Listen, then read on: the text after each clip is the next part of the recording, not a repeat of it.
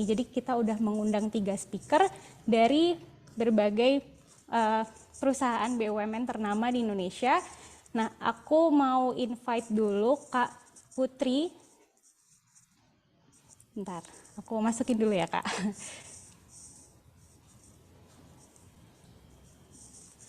Ya, halo Kak Putri Sandi.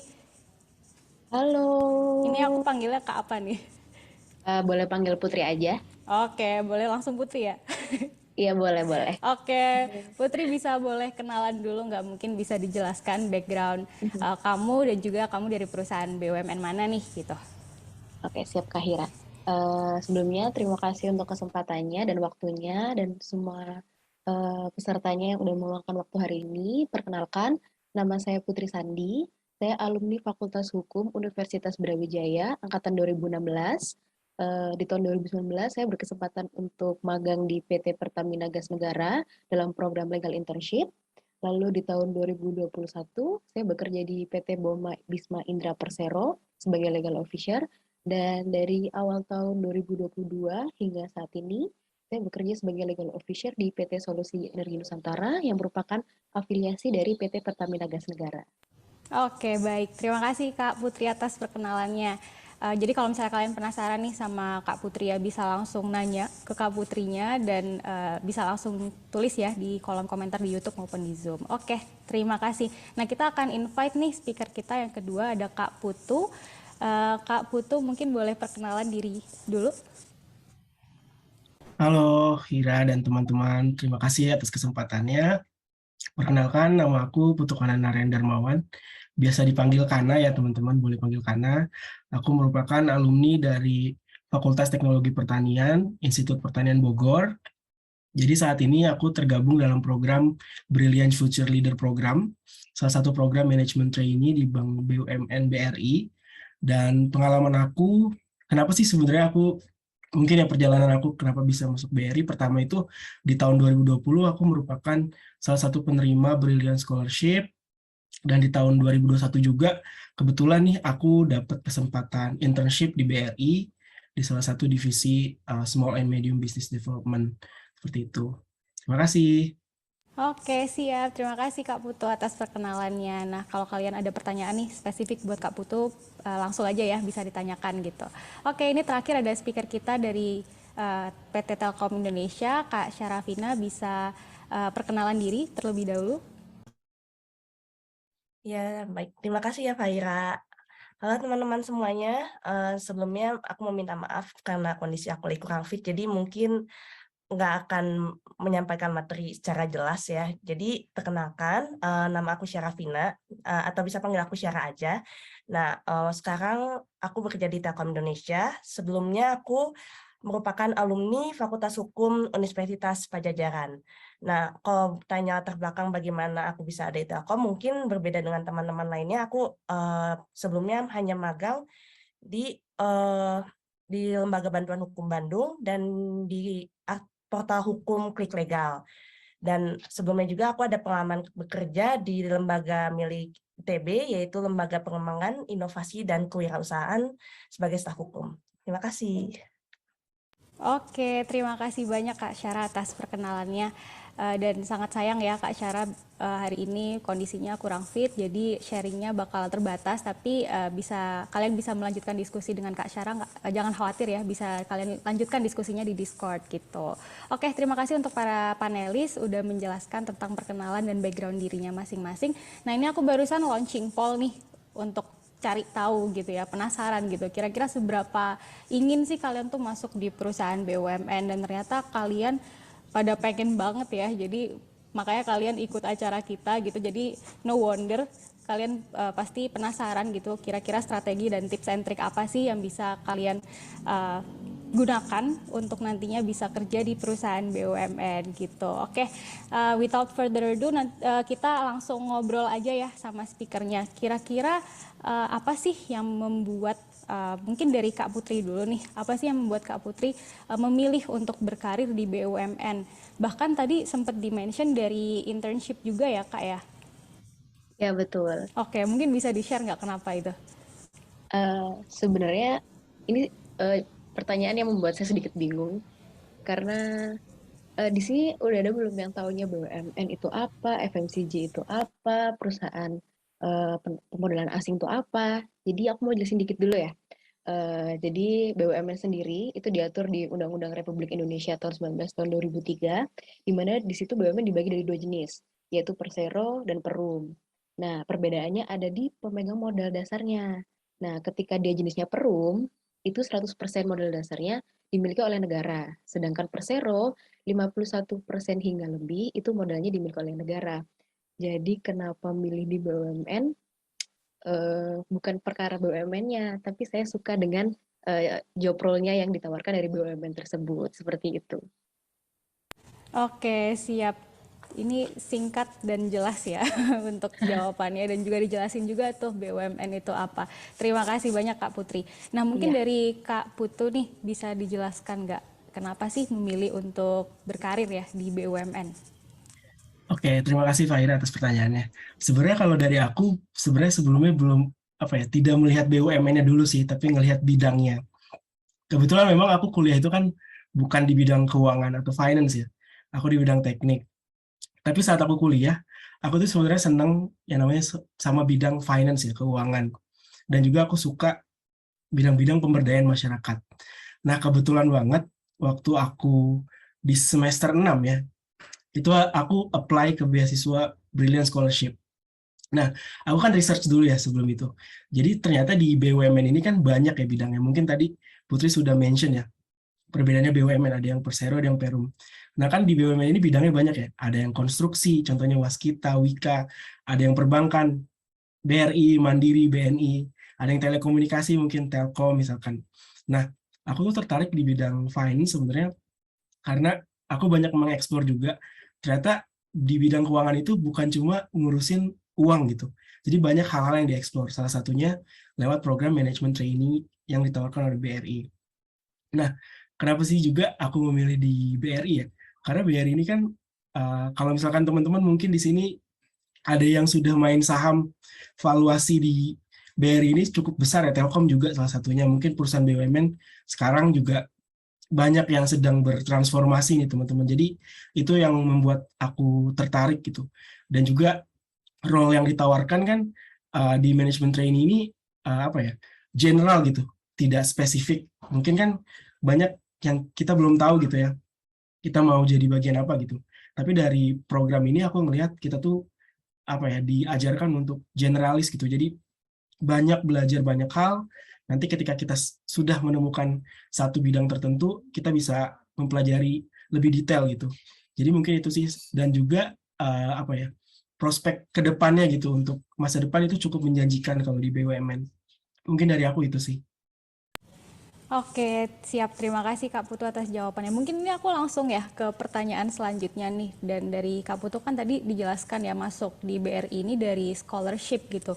Mungkin bisa dijelaskan ya kayak gimana sih proses awal Kak Putu bisa dapetin scholarship sampai akhirnya bisa jadi salah satu manajemen trainee di BRI ini gitu.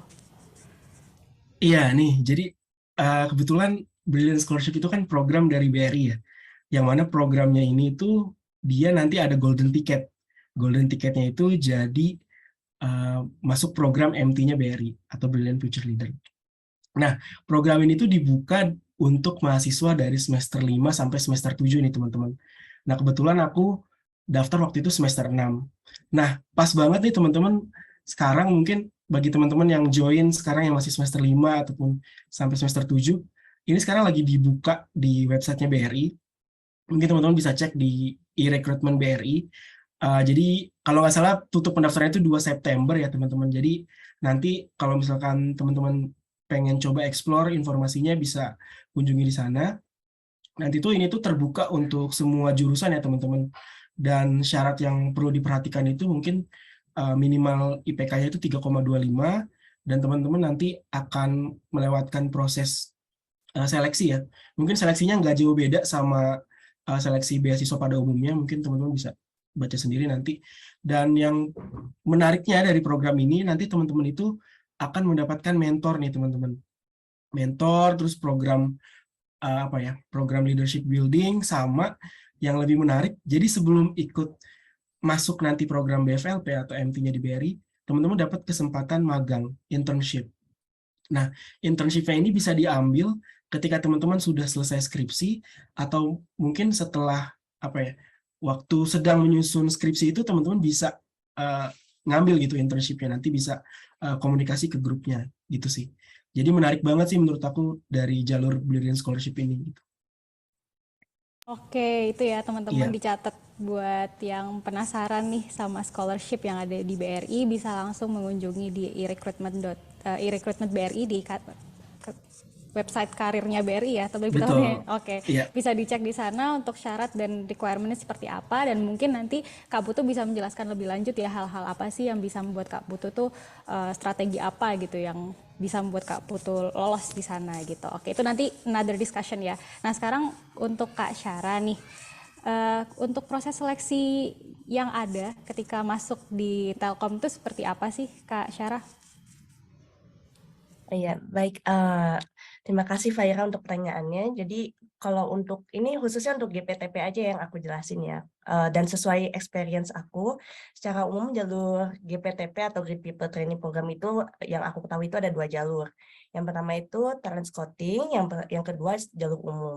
Nah, kalau talent scouting itu, jadi Telkom itu bekerja sama dengan beberapa universitas negeri di beberapa daerah. Nah, nanti itu tuh kasarnya tuh mungkin Telkom tuh akan mempekerjakan putra daerah asal sana gitu. Nah, kalau jalur umum itu dibuka untuk semua jurusan dan semua universitas ya, jadi terbuka gitu. Tapi ada pengecualian juga. Nah, kalau untuk semua jurusan jadi kalau di Telkom tuh beda mungkin ya, kalau MP-nya yang lain. Kalau di Telkom itu ada pembagian role, jadi kayak digital platform, digital connectivity, legal and compliance gitu. Jadi untuk semua jurusan tuh nggak bisa milih jalur, misalkan anak teknik pangan pengen legal compliance kan nggak bisa, itu khusus untuk anak hukum. Nah, tapi kalau pengalaman teman aku nih ada dari teknik pangan IPB masuk ke marketing dan dia lolos gitu. Nah, jadi buat teman-teman yang jurusannya langka gitu, nggak usah takut, dan kalau mau pindah career shifting gitu nggak usah kayak gugup gitu, kayak insecure gitu, aman gitu. Semua di Telkom tuh kamu mau belajar apapun selama kita ada keinginan belajar tuh bisa. Nah, terus dari pendaftaran Telkom tuh ada 3 jalur gitu, 3 proses gitu. Ya, mungkin yang teman-teman tahu tuh ada online test, terus ada administrasi sama assessment day. Nah, kalau administrasi ya seperti MD pada umumnya kan, ada persyaratan umur gitu. Nah, terus kalau setelah administrasi itu nanti kita diminta untuk mengumpulkan CV kreatif di websitenya. Tapi seingat aku tuh itu opsional gitu. Tapi kalau sebisa mungkin kumpulin CV yang kalian desain secara baik dan rapi gitu. Waktu itu aku bikin desain di Photoshop sendiri gitu. Cuma buat Telkom gitu. Nah, terus ada juga bukti pengalaman kerja, tapi ini untuk yang experience gitu. Ya, jadi Telkom tuh ada yang buat fresh graduate sama ada yang experience gitu. Kalau experience tuh minimal 2 tahun kerja gitu, dan persyaratan umurnya juga beda.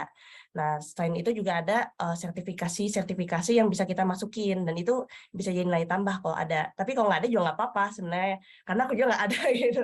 Yang penting kita bisa memaksimalkan di tes-tesnya gitu kalau misalnya udah lolos administrasi. Nah, terus udah administrasi ada online test. Nah, online test ini ada tes kemampuan dasar dan cognitive ability. Nah, kalau tes kemampuan dasar itu kan secara umum kayak tes-tes kerja gitu, kayak ada tes verbal, logika matematika, terus ada tes problem based test gitu, kayak gimana kita menyelesaikan sebuah masalah gitu.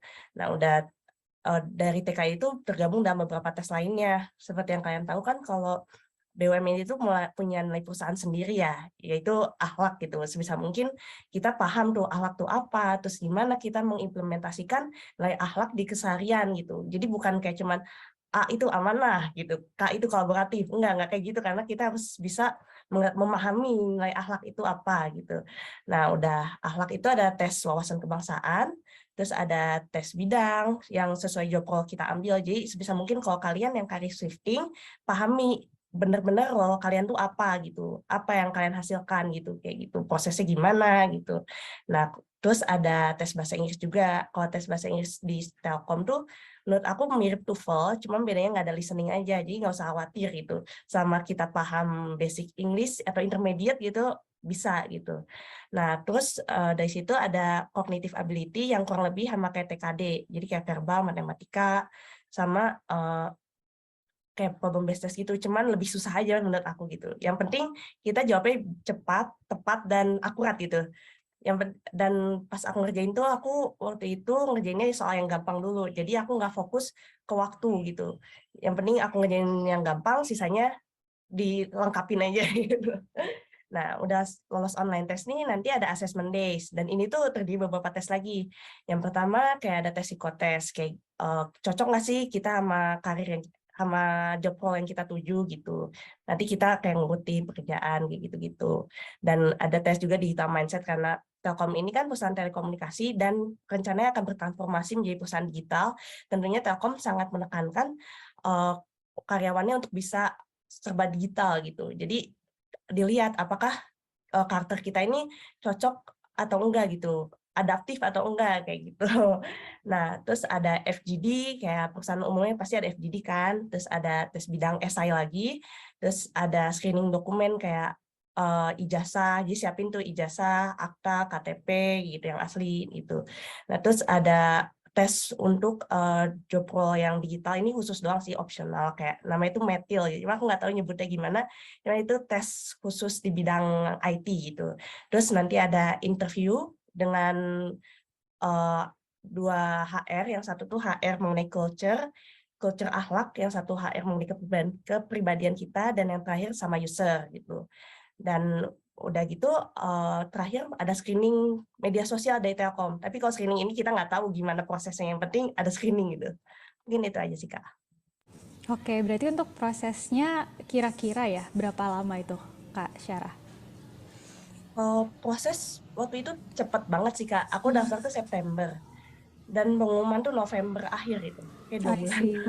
Oke, oke, lumayan lah ya untuk Yang perusahaan BUMN besar gitu. Oke, baik. Soalnya tadi pas dijelaskan cukup banyak kan ya prosesnya. Saya kira bakalan lama banget, ternyata nggak terlalu lama gitu. Oke, baik. Kalau misalnya kalian ada pertanyaan nih buat Kak Syara ya, jadi bisa langsung tanya aja gitu. Siapa tahu Kak Syara bisa langsung jawab via tulisan gitu ya Kak ya.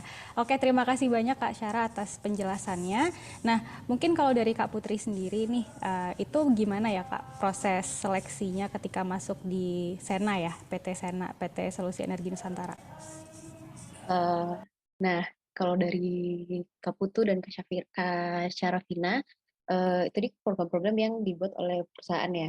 Nah, kebetulan saya sedikit berbeda nih. Jadi di awal internship saya di tahun 2019, itu bukan dari program dari PGN, dari Pertamina Gas Negara. Cuman waktu itu ada salah satu alumni kampus saya yang bekerja di perusahaan tersebut. Lalu beliau mengadakan kuliah tamu. Nah, lalu di akhir sesi kuliah tamu tersebut, beliau menawarkan apakah ada yang berminat untuk mengikuti legal internship program di perusahaan Pertamina Gas Negara. Lalu saat itu saya mengumpulkan proposal uh, yang saya membahas tentang batasan tanggung jawab legal officer terhadap pembuatan kontrak migas. Nah, setelah proses seleksi proposal tersebut, proposal saya salah satu yang termasuk. Lalu saya menjalani internship selama 1 bulan di pusat di Jakarta Selatan. Sudah, lalu saya mengerjakan skripsi, lalu mencoba di pekerjaan lain, sampai suatu waktu saya apply-nya di sana itu justru bukan sebagai seorang legal officer. Jadi waktu itu saya lagi membuka lowongan, tapi untuk project, jadi untuk several project, bukan untuk head office. Nah, itu saya coba-coba, ternyata waktu saya apply, data saya sudah masuk dalam sistem mereka, dan ternyata ada salah satu legal officer mereka resign. Lalu ditawarilah saya, bisa nggak untuk proses interview dan tes tulis yang mereka sediakan untuk pekerja baru, lalu satu sudah lolos. Jadi sedikit berbeda karena saya di perusahaan afiliasi. Nah, untuk BRI sama Telkom kan itu induknya ya. Jadi sedikit berbeda. Di PGN sendiri juga punya program seperti itu namanya BPS. Jadi itu biasanya diajukan 1 atau 2 tahun sekali. Nah, nanti ketika teman-teman bisa ikut BPS, di situ akan diputar di perusahaan-perusahaan lain PGN seperti PGN Solution mungkin atau Seleksi Energi Nusantara seperti saya. Jadi sedikit berbeda lah jenis programnya seperti itu. Terima kasih. Oke, siap. Terima kasih Kak Putri udah menjelaskan prosesnya. Dan again, kalau misalnya kalian ada pertanyaan ya buat Kak Putri, bisa langsung tulis di kolom chatnya. Tadi mohon maaf, ternyata masih disable kolom chatnya, dan sekarang seharusnya udah bisa sih kolom chatnya buat kalian nulis chat di situ ya. Gitu. Oke, terima kasih Kak Putri atas jawabannya. Dan mungkin sekarang aku mau nanya nih sama kalian ya. Ini aku bakalan launch poll lagi gitu, karena rata-rata orang yang tadi kalau misalnya yang sudah saya tangkap ya dari Kak Putri, dari Kak Putu, dan juga dari Kak Syara itu mereka semua ini udah punya pengalaman magang nih sebelumnya gitu. Nah, aku mau nanya nih sama kalian ya, karena rata-rata yang aku tahu kalian masih mahasiswa. Nah, itu kalian udah punya pengalaman magang belum sih gitu ya. Jadi ini cuman penasaran aja. Sambil kita move nih ke next question gitu ya. Untuk next question ini lebih ke kira-kira ada tips khusus gak sih dari kakak-kakak di sini ya buat teman-teman supaya bisa lolos seleksi kerja di BUMN gitu. Mungkin dari Kak Putu nih, ada nggak Kak untuk tips khusus biar lolos, mungkin dari scholarship dulu ya sampai akhirnya bisa dikonversikan menjadi manajemen trainee, ada nggak sih tips-tips khususnya?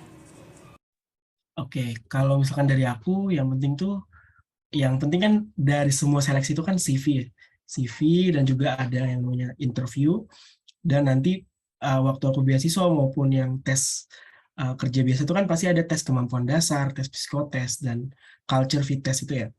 Nah, sebisa mungkin itu kalau misalkan kita kuliah, dipelajari betul dan banyak cari-cari pengalaman untuk mengisi CV kita gitu. Nah, CV yang baik itu seperti apa sih? Mungkin nanti di Prospel kan juga banyak ya tutorial-tutorialnya, mungkin kan cara membuat CV yang baik dan benar itu mungkin disiapkan. Jangan sampai nanti ketika kita baru lulus gitu, kita baru banget buat, sebisa mungkin kita sudah susun ketika kita kuliah. Dan juga nanti ketika titik kritisnya mungkin kalau di tes BUMN itu kan di akhir tuh tes wawancara ya. Yang biasanya tes ini banyak yang apa ya istilahnya, banyak yang gugur di sini. Mungkin teman-teman bisa pelajari. Nanti tuh biasanya kalau wawancara yang ditanya itu seputar kuliah kita sih kebanyakan. Gimana kita misalkan pernah in charge di satu organisasi, gimana kita bisa misalkan problem solving ketika masalah di suatu organisasi itu mungkin nanti banyak ditanya gitu. Soalnya waktu aku dulu ya pengalaman di wawancara uh, beasiswa ya, itu tuh aku malah dikulik. Aku kan menceritakan waktu itu aku pernah misalkan menjadi ketua dalam satu kepanitiaan gitu. Nah itu yang dieksplor bagaimana kita menghandle orang-orangnya di sana, bagaimana kita, apakah sukses acaranya, ditanyanya seperti itu. Dan juga nanti mungkin ditanya pengerjaan skripsinya itu seperti apa kemarin. Dan juga yang paling penting itu explore dari perusahaan yang kita daftar gitu. Misalkan contohnya waktu pengalaman aku, waktu aku ditanya itu seputar BRI, misalkan BRI itu banknya fokusnya di bidang apa nih pembiayaannya. Terus yang kamu ketahui BRI itu apa sih? Sebenarnya pertanyaannya seputar-seputar itu. Gitu. Dan kalau tes kemampuan dasar, psikotes, English test, mungkin teman-teman bisa banyak berlatih gitu dari sekarang. Kan banyak tuh mungkin buku-buku ya yang mengulas tentang soal-soal BUMN, soal-soal CPNS itu sebenarnya sama aja, mungkin teman-teman bisa pelajari juga. Di internet juga banyak gitu. Mungkin itu sih dari aku tipsnya. Oke, berarti kalau boleh saya simpulkan tadi yang paling krusial tuh di CV itu ya. Iya, betul, CV. Oke, karena itu jadi gerbang utama lah ya Benar. buat para mahasiswa untuk apply. Oke, baik, terima kasih Kak Putu atas jawabannya. Nah, mungkin kalau dari Kak Putri sendiri, ada nggak nih Kak tips khusus buat bisa apply nih di perusahaan BUMN? Saya sepakat sekali dengan Kak Putu. Sebenarnya CV itu gerbang utama.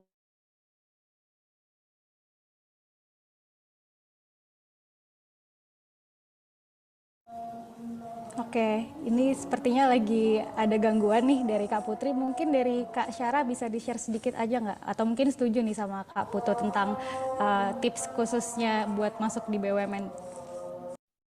Kalau dari aku sih kurang lebih setuju ya, apalagi CV itu emang penting banget. Mungkin kalau misalkan khusus anak hukum bisa tambahin, kalau misalkan nggak ikut lomba-lomba hukum bisa tambahin dengan nulis jurnal, karena sewaktu interview aku sempat ditanya, skripsinya dijadiin jurnal nggak gitu, dan untungnya selain skripsi aku juga nulis beberapa jurnal gitu. Mungkin selain CV gitu ya, aku ingin ngasih tips kalau misalkan MCU nih, kadang tuh orang tuh agak menyepelekan medical check up, kayak ya udah medical check up tinggal cek kesehatan. Oh enggak, ternyata nggak semudah itu. Justru teman-teman aku nih kalau tes tuh banyak gagal di medical check up. Kenapa? Karena medical check up tuh biasa dikasih tahunya tuh pas H-1 gitu. Kalau pas Telkom tuh H-1 malam-malam dan besok pagi itu harus tes. Kan kalau misalkan kita nggak mempersiapkan diri, kaget lah kayak, aduh gimana ini, makan jelek, nggak pernah olahraga gitu. Jadi mending kalau MCU tuh seenggaknya kalian jauh-jauh hari gitu. Misalkan mulai makan makanan bergizi gitu, bukan diet ya, tapi kayak makan sayur, makan buah gitu. Terus olahraga, seenggaknya jalan kaki gitu. Olahraga 1-3 kali seminggu gitu. Karena aku sendiri orangnya kan rajin olahraga dan makan sehat, jadi aku pede-pede aja pas medical check up itu. Terus mungkin selain MCU tuh, kalau FGD mungkin orang teman-teman udah pada tahu ya, kayak jangan dominan gitu-gitu. Tapi sebenarnya dominan nggak apa-apa selama kita bisa ngasih solusi yang baik, mendengarkan topik FGD itu gitu, dan menerima saran-saran juga gitu. Kalau misalkan interview nih, nah interview tuh teman-teman pasti pada gugup gitu, kayak aduh user nih takut banget, karena aku ngalamin banget nih, tiap user tuh aku selalu deg-degan gitu.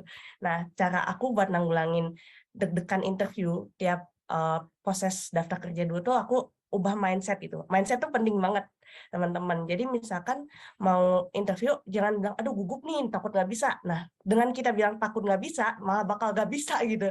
Jadi bilangnya kayak, aduh excited nih, kayak bisa nih interview. Nah, dengan kayak gitu, jadi kayak interview itu bakal lancar gitu. Dan kalau bisa siapin script Q&A gitu. Jadi kayak bakal ditanya apa, jawabannya apa. Jadi seenggaknya selain tes-tes apa kayak mengetahui pertanyaannya apa, kita udah siap gitu jawabannya apa. Tapi kalau misalnya kita nggak tahu, ya jawab aja nggak tahu. Tapi bilang, oh saya nggak tahu, tapi saya akan mempelajari itu nanti kayak gitu. Jadi meskipun nggak tahu itu tuh wajar gitu. Kita nggak tahu suatu hal itu wajar. Yang penting ada keinginan kita buat mempelajari itu gitu. Mungkin itu aja, Kak. Oke, siap. Terima kasih atas tipsnya ya Kak Syara. Sangat membantu banget nih pasti buat para mahasiswa yang masih mungkin belum banyak ya pengalaman interviewnya. Jadi itu wajar banget kalau misalnya kalian gugup, terus kalian nggak tahu jawabannya, karena seiring berjalannya waktu kalian juga pasti akan belajar gitu ya dari berbagai macam interview yang udah kalian jalani.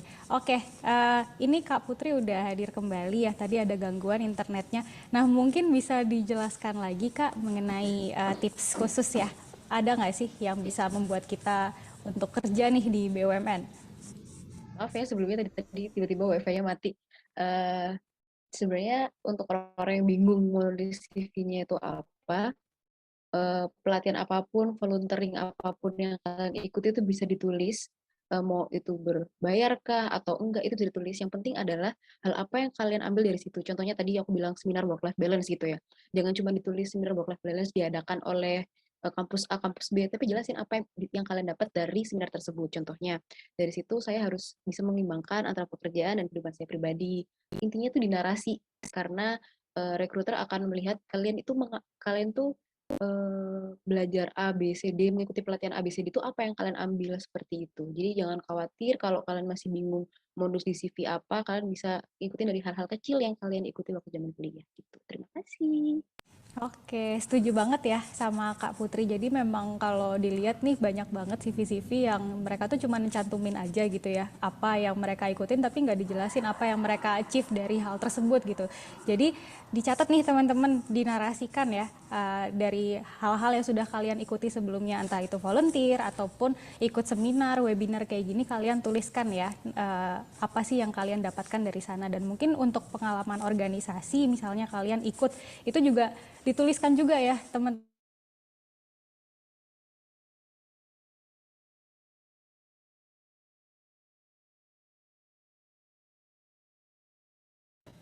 Untuk selanjutnya, sorry ini internet aku agak bermasalah ya, sorry.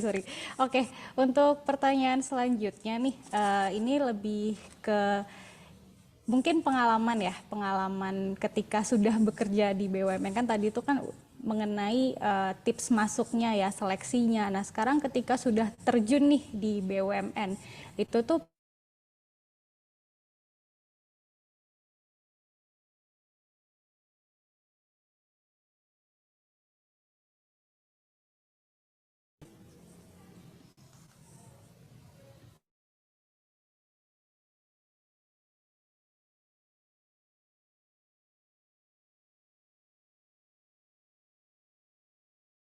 Oke, mohon maaf ya teman-teman, internet aku lagi bermasalah.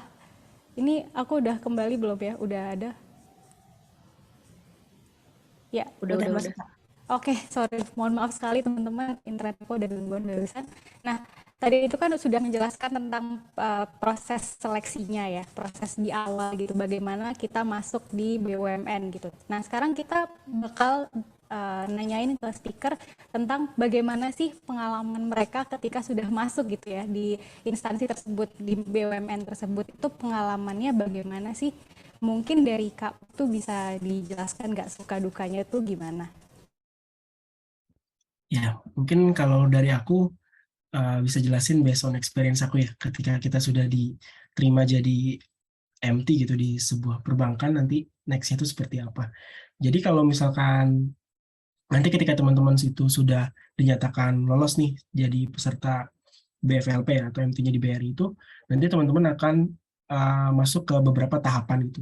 Pertama itu ada namanya tahap klasikal. Tahap klasikal ini itu kita kayak kelas ya, kita tuh kelas selama kurang lebih 3 sampai 4 bulan. Itu waktu aku tuh mulainya kemarin Desember. Nah, waktu aku itu kebetulan banget itu ada yang sesi online-nya, ada yang sesi offline-nya. Jadi waktu aku masuk program ini ternyata kan COVID kan sudah mereda ya. Nah, ternyata kelas itu dibuka secara offline. Nah, nanti tuh kita di kelas itu kita belajar nih dasar-dasar perbankan, dasar-dasar manajerial, dasar-dasar leadership. Jadi nanti tenang aja buat teman-teman yang mungkin tadinya nggak ada bayangan nih tentang bidang perbankan, bidang keuangan. Nanti tuh semua tuh bakal apa ya, belajar bersama gitu. Jadi dari jurusan yang banyak itu kita belajar banyak hal di sana. Nah, setelah tahapan itu kita tuh masuk ke tahapan OJT nih teman-teman, atau on job training. Nanti on job training itu kalau sekarang itu tuh ditentukan berdasarkan domisili, karena masih masih apa ya, masih uh, COVID gitu. Nanti ketika OJT itu kurang lebih selama 3 bulan, nanti dibagi dua, ada yang 1,5 bulan itu belajar tentang operasional, dan 1,5 bulan itu belajar bisnis. Nah itu nanti di OJT itu ditempatkan di cabang gitu, di salah satu kantor cabang BRI terdekat. Nah nanti di situ teman-teman di situ tuh kebayang banget gimana sih kita bekerja gitu, bekerja di mempelajari aspek-aspek perbankan di cabang. Nah setelah OJT itu nanti teman-teman masuk tahap ujian komprehensif. Nah ujian komprehensif ini itu nanti teman-teman akan diminta untuk membuat makalah inovasi untuk BRI. Nah setelah nanti ujiannya itu mirip sidang skripsi ya teman-teman. Jadi nanti selain mempresentasikan inovasi kita, teman-teman juga diminta untuk ditanya nih pertanyaan-pertanyaan seputar perbankan, pertanyaan-pertanyaan seputar OJT gitu. Nah, kurang lebih seperti itu sih bayangannya ketika nanti setelah teman-teman lolos gitu di program BFLP. Mungkin itu kira. Sorry ya, tadi internet Iya. aku ada gangguan. Oke, terima kasih Kak Putu atas jawabannya. Nah, mungkin kalau dari Kak Putri sendiri ya, itu sama nggak dari pengalamannya ya sama Kak Putu ini? Suka duka ya. Dukanya apa, terus pengalamannya gimana? Hmm, banyak yang bilang kan BUMN untuk kaku, terus startup itu lebih fleksibel. Mungkin BUMN lebih kaku karena ada beberapa hal yang diatur dan diawasi langsung secara pemerintah. Seperti tadi yang udah dibahas sama Kak Syarafina, bahwa kita memegang prinsip-prinsip akhlak. Nah, hal tersebut sebenarnya hubungannya dengan good corporate governance berdasarkan keputusan Menteri BUMN. Nah, tapi justru menurut saya, justru serunya di situ. Gimana kita bisa mencoba beradaptasi dengan hal-hal yang struktural, seperti itu. Jadi semuanya sepertinya preferensi. Ada orang-orang yang mudah beradaptasi, ada juga yang memiliki kecenderungan aduh kurang suka nih struktural, kan inginnya bebas. Jadi sebenarnya semuanya itu preferensi, mau memutuskan di perusahaan yang struktural seperti itu atau di freelance yang bisa menggunakan kaos apapun sambil bekerja, bertemu dengan orang, seperti itu sih kurang lebih. Berarti disesuaikan ya Kak, Iya dari awal gitu betul. ya. Jadi emang kita harus Hmm, yakin ya kalau masuk BUMN berarti emang harus tahu ya kayak gimana karena culture-nya gitu. banyak SOP-nya. Oke, oke. Baik, oke. Terima kasih Kak Putri atas jawabannya. Nah, mungkin ini pertanyaan Sama-sama. selanjutnya untuk Kak Syara ya. Susah nggak sih Kak kerja di BUMN gitu? Karena ya kalau misalnya dari awal kita ini orang yang nggak apa ya, nggak fleksibel gitu ya, nggak terbiasa dengan culture yang struktural dan kaku. Nah, itu tuh kira-kira bakalan susah nggak? Wah, pertanyaannya cukup menarik. Susah atau enggak tuh kayak kata Putri tadi ya, itu preferensi gimana orang gitu. Kalau menurut aku sendiri sih enggak ya, karena selama meskipun kita nggak fleksibel atau makanya kita nggak se-rigid di BUMN, seenggaknya kita bisa adaptasi, sama kita mudah adaptasi sih gampang-gampang aja gitu. Karena menurut aku sendiri kalau di BUMN, khusus yang di perusahaan aku sendiri tuh nggak sekaku itu gitu, nggak kaku banget gitu. Kayak masih bisa mau pakai baju bebas gitu, bisa-bisa aja gitu. Bahkan cuman kayak Senin kita pakai baju corporate gitu, pakai baju Telkom gitu. Selasa, Rabu, Kamis bebas mau pakai baju apa aja gitu. Mau pakai jeans boleh, bahkan temen aku kadang ada yang pakai dress gitu. Bebas-bebasnya selama ya masih sesuai norma sosial sih ya nggak apa-apa gitu. Dan kalau susah atau enggak intinya sih ya gimana kita menyesuaikan diri kita gitu.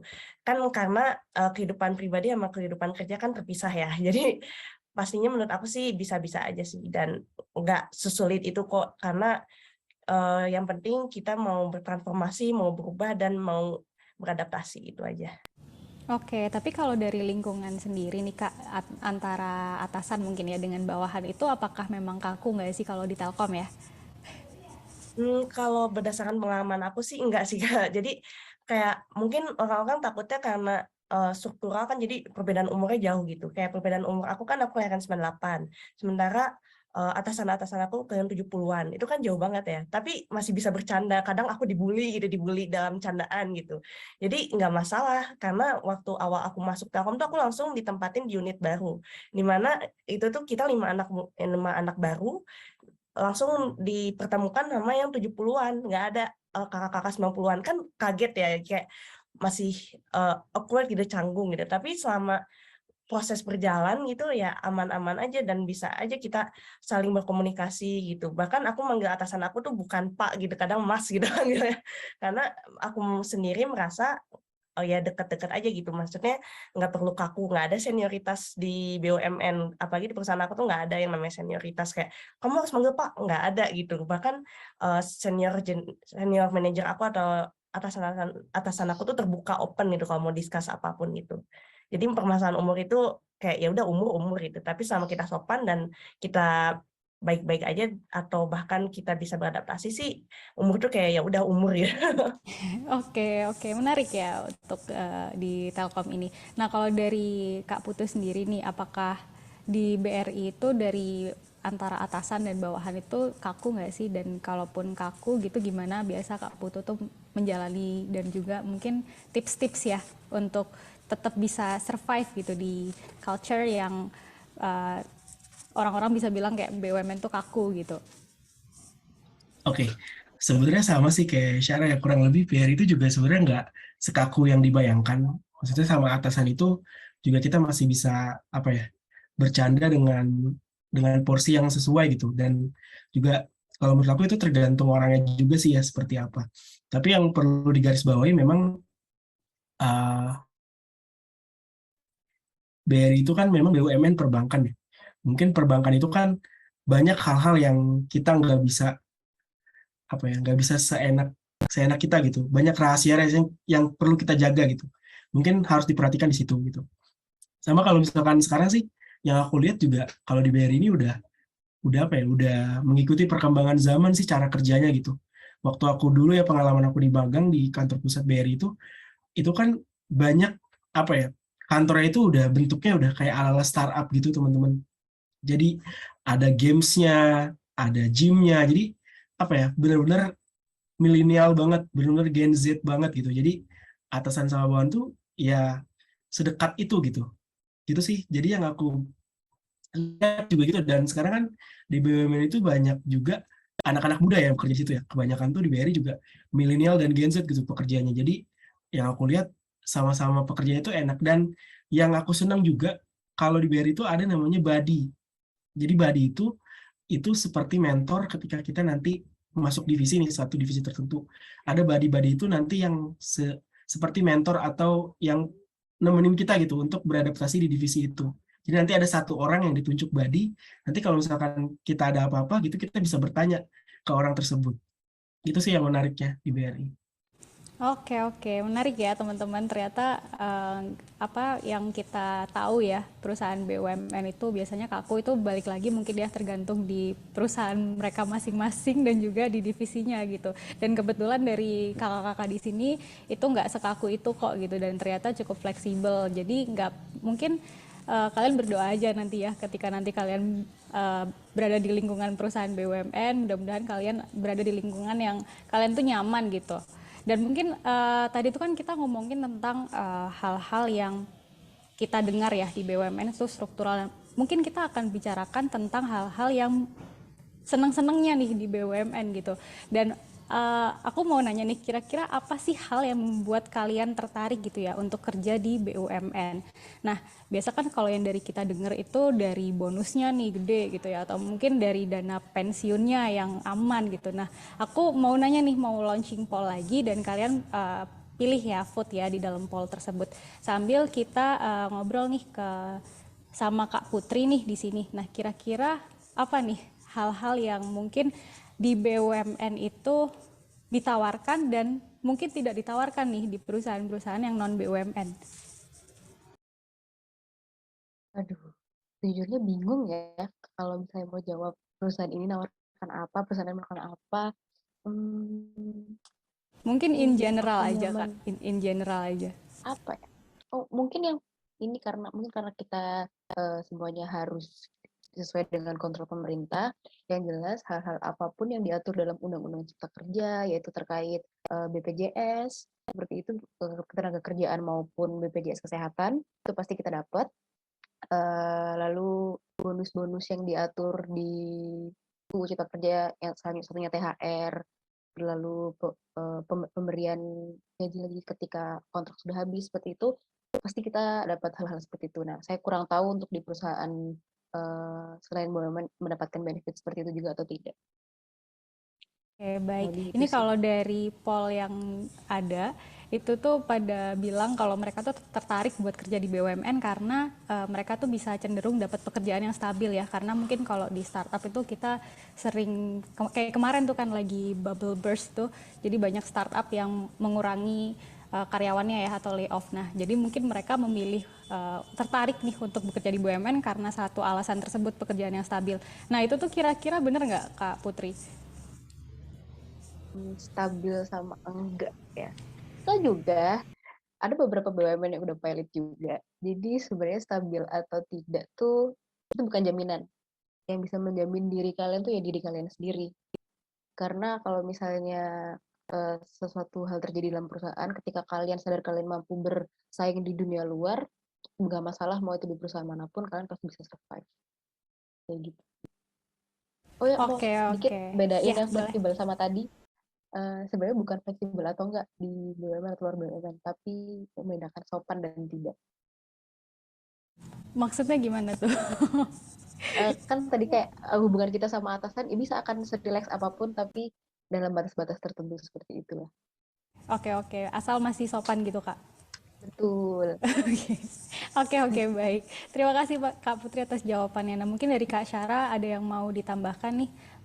Kira-kira dari hasil poll teman-teman ini beneran nggak sih itu yang ditawarkan dari BUMN gitu ya, dari pekerjaan yang stabil tersebut, atau mungkin bonusnya nih yang menarik?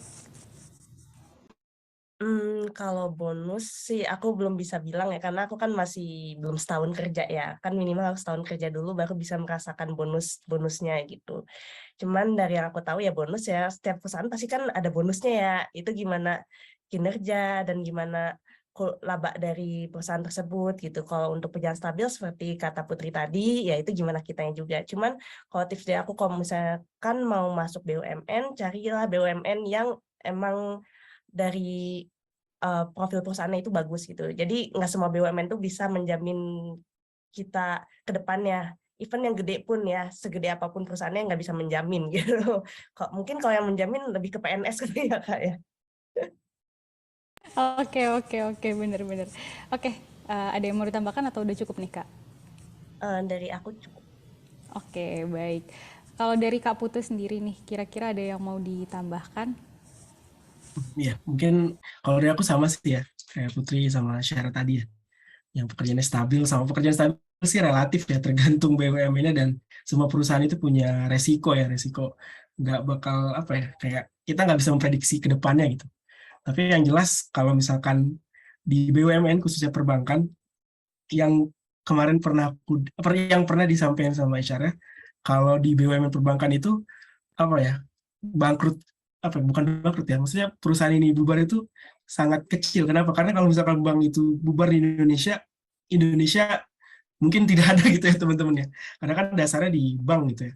Dan juga kalau misalkan bonus juga aku juga belum bisa bilang karena aku juga masih dalam program trainee ya, jadi belum dapat. Cuman yang aku tahu katanya sih ada bonus tahunan, terus juga ada dana pensiun, ada asuransi dari perusahaan, itu benar banget. Sama mungkin yang menarik ya dari BRI itu kita bisa dapat saham nih teman-teman, saham perusahaannya gitu.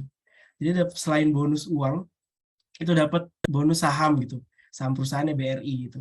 Itu sih yang menarik. Sama kalau misalkan selain kita kan kerja nggak boleh bicara uang terus, sebenarnya kita harus lihat juga kita dapat banyak apa ya, belajar baru, hal baru. Dan juga kalau di BUMN khususnya BRI itu ada kesempatan untuk pindah-pindah gitu ke seluruh Indonesia, dan itu menurut aku menarik banget sih, karena kita nanti ke depannya kan bisa tahu gitu di Jawa itu seperti apa, di Sumatera itu seperti apa gitu. Jadi apa ya, yang bikin menarik tuh itu sih sebenarnya menurut aku. Ini itu dari aku. Oke, sip. Baik, terima kasih Kak Putu atas jawabannya. Nah, mungkin bisa dilanjutkan lagi nih sama Kak Putu ya, untuk pertanyaan selanjutnya. Kira-kira nih buat adik-adik di sini ya, buat teman-teman di sini yang mau kerja nih di BUMN, kira-kira hal apa yang perlu dipersiapkan mulai sekarang, terutama buat yang masih mahasiswa ya mungkin ya, karena waktunya masih panjang. Ya, mungkin kalau dari aku apa ya, explore sebanyak mungkin gitu informasi, karena di BUMN ini kan banyak ya rekrutmennya. Jadi jangan hanya sebenarnya fokus di satu BUMN, banyak bidang-bidang lain gitu. Kemarin kan juga ada, kalau nggak salah ada rekrutmen besar BUMN ya, mungkin kalau di tahun depan mungkin atau dekat-dekat bulan ini ada pembukaan, mungkin teman-teman bisa cari tahu gitu di sana. Dan kalau misalkan mencari tahu apa sih yang perlu dipersiapin, itu tuh sebenarnya bisa lihat dari syarat dan ketentuannya, sama tes apa nanti yang akan teman-teman lalui gitu. Misalkan kalau di BRI ini kan ada tes English test, tes psikotes, medical check up. Oh, berarti aku bisa tahu nih prediksi kalau aku perlu misalkan memperbaiki grammar bahasa Inggris aku. Jadi mungkin dari sekarang bisa dicicil. Oh, medical check up berarti aku harus mulai berolahraga dari sekarang gitu ya, mempersiapkan nanti. Kan itu kan MCU juga salah satu hal yang penting ya, karena ada di akhir, dan mungkin itu banyak yang mungkin tidak diperhatikan gitu. Nah, itu juga bisa dilihat. Dan juga perhatikan kalau misalkan tadi kan tesnya itu cukup banyak. Tesnya banyak dan waktunya itu kan menurut aku cukup singkat ya. Mungkin kalau di total bisa 2 bulan aja gitu, 2 bulan lah mungkin. Nah, itu mungkin bisa dijaga gitu ritmenya seperti apa nanti. Sama CV-nya juga dipersiapin, perindah mungkin, percantik mungkin gitu. Sama apa aja bisa dimasukin, tapi yang benar-benar bisa menjual teman-teman gitu kalau di CV. Mungkin itu sih dari aku. Oke, terima kasih Kak Putu atas sarannya. Mudah-mudahan bermanfaat ya buat teman-teman di sini yang mendengarkan. Nah, mungkin kalau dari Kak Syarafina sendiri nih, kira-kira ada nggak yang harus dipersiapkan oleh teman-teman kita di sini yang terutama masih mahasiswa? Oke, mungkin kalau dari aku kurang lebih sama kayak Putu ya. Jadi perindah CV. Tapi perindah CV mungkin nggak harus ikut lomba-lomba ya, kayak ikut organisasi, kepanitiaan. Menurut aku itu poin plus juga. Dan kalau bisa ada beasiswa juga itu opsional sih, tapi bisa nambah nilai juga gitu. Kalau dari aku kan aku waktu itu ikut beasiswa unggulan gitu, dan ternyata itu kayak nambah poin juga gitu. Organisasi itu penting karena biar kita belajar gimana cara bekerja dengan orang lain gitu. Ikut rapat, walaupun terlihat sepele gak kayak kerja aslinya, tapi seenggaknya kayak nanti bakal ditanya pas interview gitu. Terus bisa ikutin akun-akun karirnya dari tiap BUMN ya. Kayak misalkan kalau Telkom kan ada Living in Telkom. Terus kalau internship-nya ada di khusus bagian digital, yaitu internship_DDB Telkom gitu. Dan ikut Kampus Merdeka. Mungkin itu aja kok dari aku. Oke, siap. Itu ya teman-teman dicatat poin-poin dari Kak Syara. Mudah-mudahan bisa membantu kalian semua ya yang mau bekerja di BUMN. Nah, kalau untuk dari Kak Putri sendiri nih, kira-kira ada hal-hal yang perlu dipersiapkan nggak buat teman-teman? Mungkin buat teman-teman yang background-nya sama ya, kayak Kak Putri dari Fakultas Hukum gitu ya. Karena ada juga nih yang bertanya dan mungkin bisa sekaligus dijawab gitu. Ada nggak yang perlu dipersiapkan? Oke, sebenarnya bukan dipersiapkan, tapi temuin apa yang kalian mau. Karena itu beda. Karena ini semuanya kan masih mahasiswa ya. Aku nggak tahu kalian prioritasnya saat ini apa. Mungkin ada yang fokus belajar, ada yang juga fokus dengan bekerja. Jadi sesuaikan kebutuhan kalian sama apa yang mau kalian raih. Karena kalian sendiri yang tahu kalian mau kemana. Karena nggak ada yang kata salah. Coba segala hal, eksplor segala hal. Nggak ada yang salah, nggak ada yang benar. Yang paling penting adalah kalian tanggung jawab sama apa yang kalian lakuin. Kalau misalnya fokus belajar, kelarin skripsinya, nggak usah kan ada yang lulus tuh bukan tepat waktu, tapi di waktu yang tepat. Itu mungkin juga bisa jadi alasan kalian untuk males, karena sekolah kan bentuk tanggung jawab kalian sama orang yang menyekolahkan kalian, seperti itu. Jadi explore dulu apapun yang kalian mau. Jadi tentuin, Oke, apalagi kalau hukum, mau yes. deket buat anak-anak hukum, hukum ini banyak banget kan, di luar hakim, jaksa, pengacara, ini ada legal corporate, bahkan banyak freelance yang bisa kalian lakuin. Kalian semua kan belajar tentang pendirian CV, pendirian PT, bikin aja apapun yang bantu-bantu orang yang mau bikin CV, bikin PT, karena itu opportunity yang bisa kita dapat di sekolah buat diimplementasikan langsung di dunia kerja. Jangan takut. Oke, terima kasih banyak Kak Putri atas sarannya. Mudah-mudahan bisa bermanfaat nih buat teman-teman semuanya, specifically buat kalian yang dari Fakultas Hukum ya. Oke, ini tiba di penghujung acara. Sebelum itu aku mau ingetin lagi nih buat kalian yang aktif dan juga untuk 2 orang terpilih yang bertanya dengan pertanyaan terbaik itu akan mendapatkan voucher GrabFood dari kita 50.000. Jadi make sure buat kalian tanya ya di kolom Q&A, dan kita juga udah sambil jalan nih acaranya kita juga pilihin nih beberapa pertanyaan terbaik. Dan jangan lupa nih buat kalian yang belum join di Discord kita untuk join Discord channel kita. Kalau misalnya kalian belum punya linknya, kalian bisa ya chat di DM Instagram prospol.id. Nanti di situ tim kita akan bantu untuk share link Discord-nya gitu, karena nanti di Discord akan lanjut nih diskusinya, karena kan waktunya akan terbatas ya untuk webinar ini. Nah, nanti habis webinar ini untuk beberapa hari ke depan sampai tanggal 29 diskusinya akan berlanjut di Discord dengan para panelis gitu. Dan jangan leave dulu ya acaranya, karena nanti di penghujung acara kita akan bagikan feedback form buat kalian. Itu adalah syarat untuk kalian dapetin sertifikatnya gitu. Jadi make sure kalian stay sampai di akhir acara. Nah, ini akan jadi last question dan closing statement nih dari para panelis di sini, dari para speaker di sini, sebelum kita ke Q&A session. Nah, mungkin dari Kak Syara dulu nih. Kira-kira nih Kak, closing statement apa yang bisa diberikan nih buat teman-teman yang mau berkarir di dunia BUMN? Mungkin bukan untuk dunia BUMN ya, mungkin untuk berkarir ya. Boleh, Kalau boleh. untuk kalian yang masih mahasiswa, jangan banyak takut, jangan salah, jangan overthink, jangan insecure. Pokoknya coba semuanya. Kalau gagal ya udah tinggal nyoba lagi. Pertama, ubah mindset kita jadi mindset kayak aku bisa. Kalau gagal ya udah nggak apa-apa. Jangan salahin diri kita kalau kita gagal, karena ada hal-hal faktor yang di luar kita dan nggak bisa kita kendalikan itu. Yang penting ada kemauan buat ingin belajar dan kemauan ingin berubah. Itu aja sih. Dan jangan lupa ikutin Living in Telkom kalau mau masuk Telkom. Mungkin itu aja Kak. Oke, siap. Terima kasih Kak Syara. Nah, mungkin dari Kak Putu ada closing statement sendiri nggak nih? Ya, mungkin kalau dari aku, untuk teman-teman fresh graduate yang mungkin sekarang sedang mencari pekerjaan ya, Dan mungkin yang teman-teman masih kuliah, semangat sama prosesnya, lalui dengan ikhtiar dan juga doa, jangan lupa. Terus juga bener banget, aku setuju sama syarat tadi ya. Semua itu berakar dari mindset ya. Jadi buat CV, terus juga kita mempersiapkan sesuatu, itu kan perlu mindset yang kuat ya, perlu mindset yang nggak males-malesan, perlu mindset yang kita mau belajar terus-menerus gitu ya. Jadi itu yang perlu kita garis bawahi gitu ya teman-teman. Dan juga jangan lupa banyak mengeksplor diri nih teman-teman.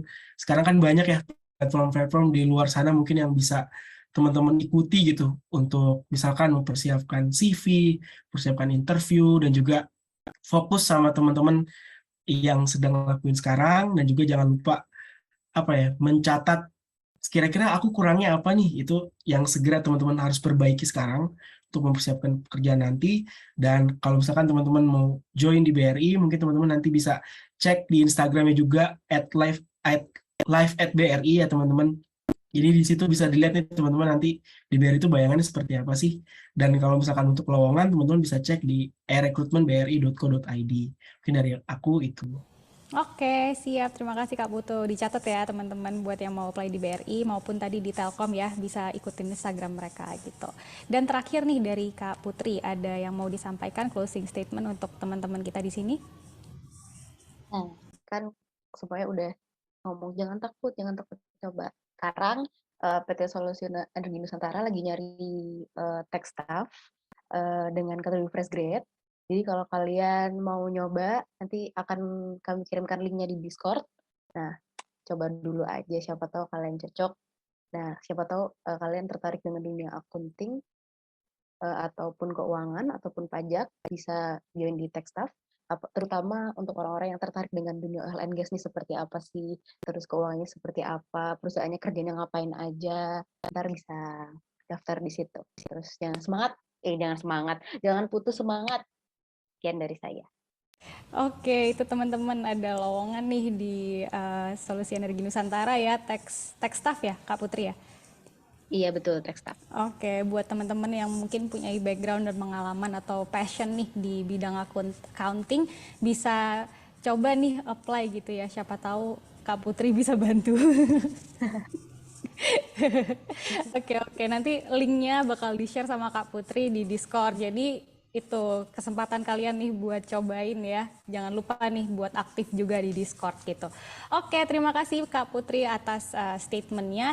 Dan tiba sekarang waktu kita untuk jawabin pertanyaan-pertanyaan dari kalian ya. Dan di sini aku udah pilihin nih beberapa pertanyaan, dan mungkin aku mohon maaf juga kalau misalnya pertanyaan dari kalian ada yang nanti tidak terjawabkan karena keterbatasan waktu. Jadi makanya aku pilihin beberapa pertanyaan, dan sambil kita jawabin pertanyaan kalian, aku bakalan share link feedback form untuk kalian isi, karena feedback form tersebut adalah syarat kalian untuk dapetin sertifikat gitu. Jadi sambil kita jawab sambil kalian isi ya feedback formnya gitu. Nah, ini untuk pertanyaan pertama. Mungkin pertanyaan pertama ini buat Kak Putu sih gitu, dari Kak Mega Ayuning. Selamat siang, salam kenal, mohon izin bertanya untuk Kak Putu. Kalau di Brilliant Internship Program ini, apa yang nantinya akan kita dapatkan dalam program ini? Dan apakah dari Brilliant Internship Program ini dapat memungkinkan untuk kita bisa jadi karyawan tetap di BRI setelah lulus dari program tersebut? Oke, aku langsung jawab ya. Oke, terima kasih Mega atas pertanyaannya. Mungkin aku jelaskan juga di BRI itu banyak cara untuk menuju Brilliant Internship Program. Jadi Brilliant Internship Program ini kan program intern di BRI ya.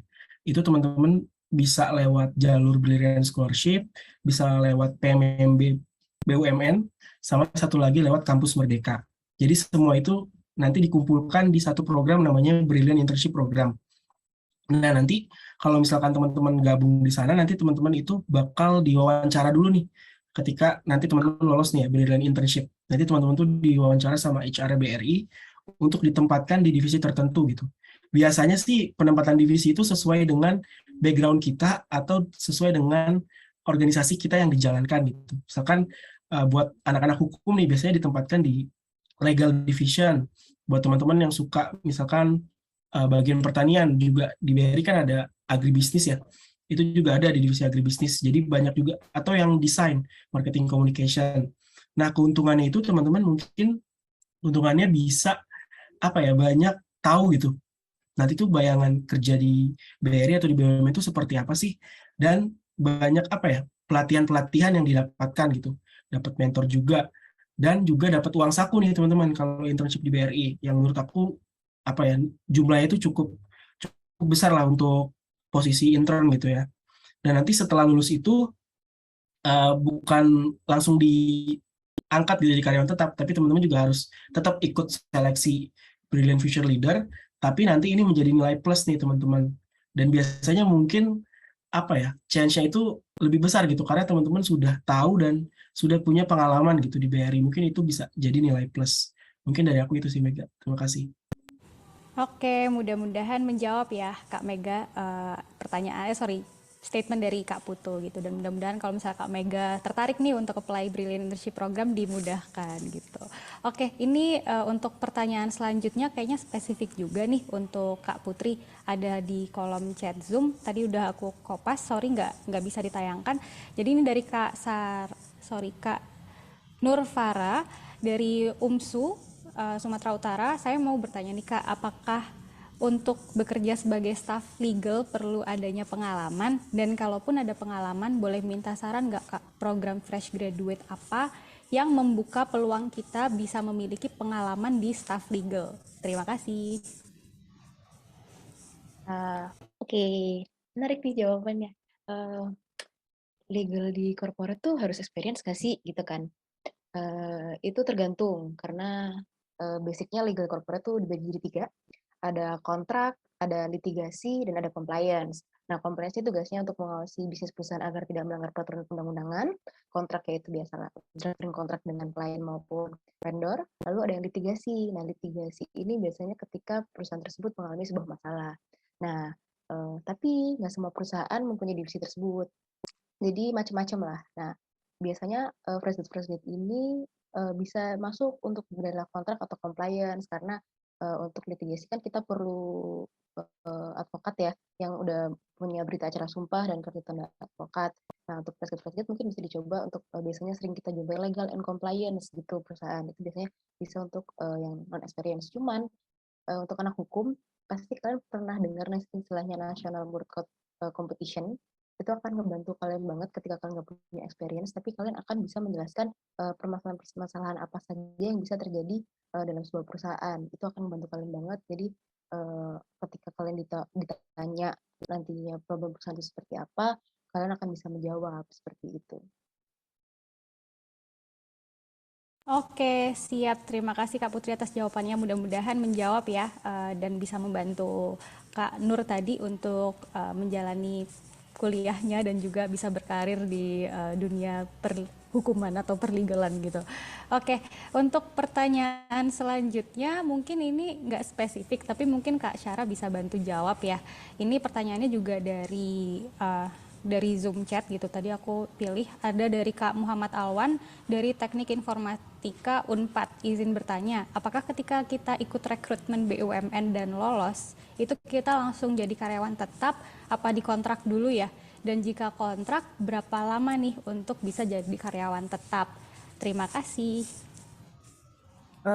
Oke, makasih Awan pertanyaannya. Kalau mungkin beda-beda ya kalau dari tiap BUMN itu punya ketentuan sendiri. Cuman kalau untuk di Telkom itu ada jadi setelah kita lolos itu tuh akan ada beberapa fase lagi, ada beberapa proses lagi. Jadi pertama kita akan in class training gitu. Jadi sebelum kita masuk menjadi karyawan, kita tuh dilatih dulu mentalnya gitu, terus dikasih tahu apa aja Telkom tuh gimana. Nah, itu tuh masih kontrak tapi kontrak itu ya kontrak sih masih training gitu karena kita masih training kan. Nah, nanti kalau udah kita training baru kita masuk on the job training. Nah, nanti di situ kita bakal harusnya sih ditempatin di sesuai domisili kalau on the job training. Cuman waktu itu GPTP 14 tuh langsung ke probation. On the job trainingnya tuh nggak ada. Tapi on the job training tuh biasanya kurang lebih 1 sampai 3 bulan. biasanya 1 bulan sih, tapi kalau udah on the job training, nanti baru probation. Nah, probation ini sistemnya kontrak, atau kalau di Telkom itu namanya KDMP, karyawan dalam masa percobaan. Jadi kan nggak mungkin kita langsung kartap gitu kan, pasti dilihat dulu apakah kita bisa cocok atau nggak sama Telkom gitu. Nah udah KDMP atau probation, itu kontrak ke waktu itu aku sekitar 3 bulan, tapi biasanya kalau dulu-dulu ada yang sampai 6 bulan. Jadi tergantung sama gimana perusahaannya gitu. Apakah lagi butuh cepat atau enggak. Karena kebetulan waktu itu aku perusahaannya lagi butuh cepat. Jadi cuman 3 bulan probation langsung karyawan tetap. Dan itu pun nggak langsung karyawan tetap. Tentunya ada uji seleksi dulu kayak wawancara, tes wawancara kayak gimana di Telkom, bisa nggak adaptasi, terus apa kendalanya, terus apa aja inovasi yang mau dibikin di Telkom kayak gitu kurang lebih. Tapi emang menjamin sih kalau MT ini pasti ujungnya ke karyawan tetap gitu.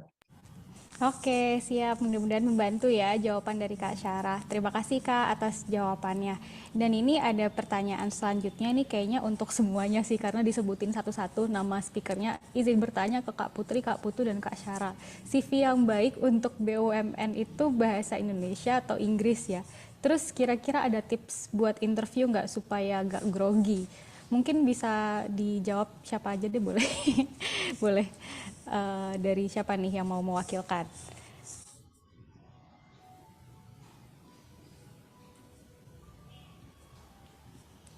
Mungkin dari Kak Putu atau Kak Putri mau mencoba jawab. Oke, mungkin dari aku ya, mungkin nanti dari Putri bisa tambahin ya. Ya.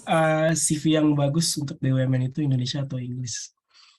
Sepengalaman aku bikin CV-nya karena buat BUMN itu bahasa Indonesia ya. Tapi yang aku dengar juga dari teman-temanku banyak yang membuat CV berbahasa Inggris ya. Itu nggak masalah sih kalau menurut aku, yang penting teman-teman apa ya, formatnya itu bagus dan dipercantik juga. Dan menurut aku CV bahasa Inggris itu jadi nilai plus ya untuk nanti diseleksi. Jadi nggak masalah teman-teman mau CV Indonesia atau bahasa Inggris, di BUMN itu semua diterima sih. Mungkin dari aku itu. Oke, kalau dari Kak Putri mungkin ada yang mau ditambahkan?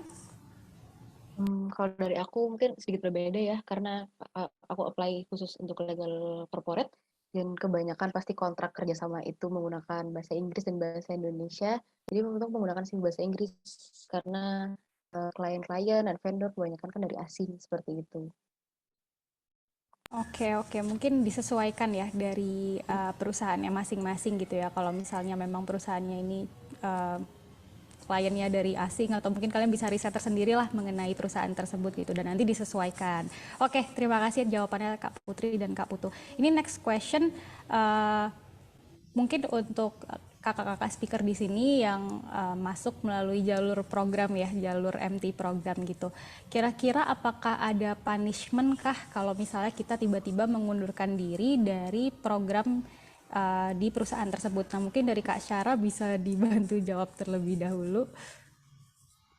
Mungkin kalau untuk itu aku nggak bisa kasih tahu lebih jauh ya. Cuman kan namanya kontrak kerja ya, pasti kan ada kesepakatan antara para pihak, kesepakatan antara perusahaan dengan penerima kerja. Jadi untuk punishment itu aku nggak bisa ngasih tahu lebih jauh, tapi intinya setiap pilihan ada konsekuensi gitu. Tapi bukan punishment sih, tapi mungkin ada ikatan dinas itu. Apakah kita siap untuk menjalani program ini selama 2 tahun kah, 3 tahun kah? Tapi kalau di Telkom biasa ikatan dinasnya itu 2 tahun. Jadi tentunya kalau ada ikatan dinas kan ada perjanjian yang mengikat gitu ya. Kalau ada perjanjian yang mengikat, pasti kan ada denda yang harus dibayar kalau kita melakukan apa bahasa ini ya, prestasi itu melakukan apa ya, kayak langgar janji gitu. Jadi pastinya akan ada bukan punishment sih, tapi kayak denda yang harus dibayarkan karena perusahaan mengeluarkan biaya yang nggak sedikit dari rekrutmen hingga kita bekerja di perusahaan itu gitu. Oke, berarti mungkin lebih kayak penalti ya, Kak ya? Penalti iya sih, kayak Oke. iya bukan penalti sih ya. Baik, itu ya mudah-mudahan membantu. Nah, kalau dari Kak Putu sendiri yang join BRI melalui program itu, apakah ada hal yang serupa juga? Iya, mungkin sama ya kayak Syara, aku tidak bisa jawab lebih detail ya, tapi yang pasti ada ya, itu seperti konsekuensi ya, karena kan di dalam program MT, kalau misalkan teman-teman lolos itu kan ada semacam syarat dan ketentuan yang perlu ditandatangani gitu ya. Nah itu ada, dan biasanya kalau di BRI itu ada ikatan dinasnya itu selama 3 tahun minimal gitu. Oke, itu ya teman-teman dicatat kalau misalnya kalian mau apply di BRI dan juga di Telkom itu ada ikatan dinasnya selama berapa tahun. Nanti kalian make sure kalau misalnya udah dapat kontraknya dibaca lebih lanjut untuk kontraknya seperti apa gitu. Nah, mungkin ini akan jadi pertanyaan terakhir sih dari teman-teman. Mungkin tadi ada pertanyaan mengenai interview nih. Kira-kira ada tips tersendiri gak biar interviewnya tuh nggak grogi gitu? Mungkin dari Kak Putri ada yang mau disampaikan? Waduh, tips interview apa ya? Saya sejauh ini kalau misalnya masih interview untuk law firm, saya masih grogi jujur saja. Eh, jadi sebenarnya semuanya itu terbiasa karena sering latihan. Jadi ketika semakin banyak interview yang kalian lakukan, kalian akan terbiasa untuk berbicara dengan orang lain dan menunjukkan hal-hal yang bisa kalian jual, apa ya istilahnya, kalian tawarkan kapabilitas dari diri kalian ke perusahaan-perusahaan yang ingin merekrut kalian, seperti itu. Jadi tipsnya adalah latihan terus, coba banyak interview, karena lama-lama kalian akan terbiasa ngomong sama orang lain. Oke, baik. Dicatat teman-teman latihan ya. Mungkin kalau misalnya kalian masih mahasiswa gitu, coba aja apply-apply ke magang. Siapa tahu bisa sampai di tahap interview. Nah, itu bisa dijadikan latihan juga nih buat kalian untuk biar lebih lancar ngomongnya ketika user interview ataupun HR interview gitu. Kalau dari Kak Putu mungkin ada yang mau ditambahkan? Iya, mungkin sama sih ya, sama Putri tadi. Perbanyak latihan dan juga dari pengalaman-pengalaman teman-teman interview kan mungkin waktu kita kuliah juga sebenarnya banyak kayak ikut organisasi, ikut kepanitiaan itu kan pastinya ada interview ya. Mungkin itu bisa dijadiin latihan. Jadi mungkin yang teman-teman masih kuliah bisa latihan dari hal yang kecil yang seperti itu ya. Nanti ketika teman-teman udah lulus nih misalkan dan mencari kerja, itu jadikan menurut aku pengalaman-pengalaman teman-teman apply di beberapa perusahaan itu, meskipun nanti ada gagalnya, ada berhasilnya, itu tuh jadi sebuah latihan atau proses untuk kita bisa mengeksplor lagi nih, kira-kira waktu aku wawancara aku kurangnya apa nih. Nah itu mungkin bisa diperbaiki dari situ, diperbanyak latihan.